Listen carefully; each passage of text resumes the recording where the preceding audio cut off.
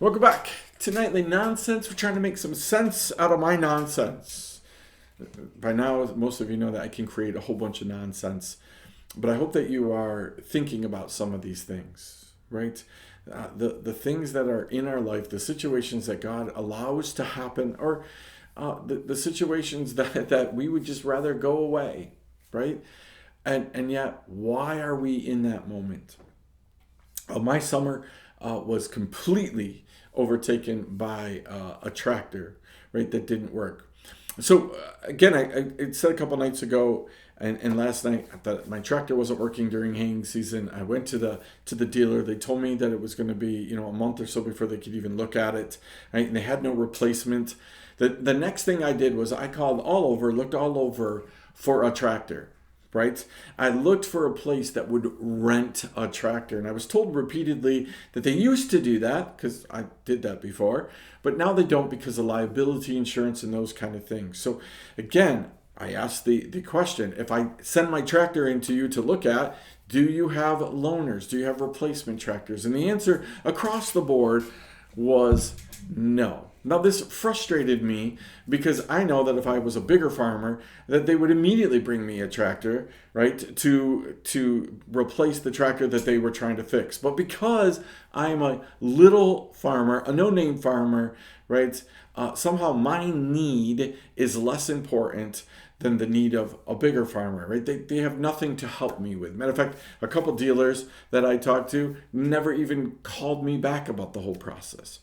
So I want to stop there, and I want to say we get desperate and we look for help, but we look for help that we can control. I wanted to rent a tractor, right? I wanted to rent something that would do what I needed to be done, and the answer to that across the board was no. You're not going to get to fix this on your own like that, right? So again, it brought about more frustration, more disappointment, more discouragement, and a sense of I'm being, right, mistreated. I'm being mistreated because I know that other people would have gotten a tractor and other people got, and an oh woe is me, right, sense comes over you. This idea that you are being unfairly treated. How often when we're going through things does our mind go to there? Right? Like, hey, you just found out that you have cancer. Okay, you're going to fix this, right? Well, no, it's going to be a process of fixing it if we can fix it. Well, now then you go into this depression, this state of mind of, well, wait, other people have gotten it fixed. Other people have gotten healed for cancer. They've gotten to ring the bell. Other people have gotten to do things. Why am I different? I am being mistreated. Why is my process longer, harder, right? Or the outcome not necessarily as sure as somebody else's? Again, that works for young people in school, right? Why does this person get excused from this and I don't? I have to go do this.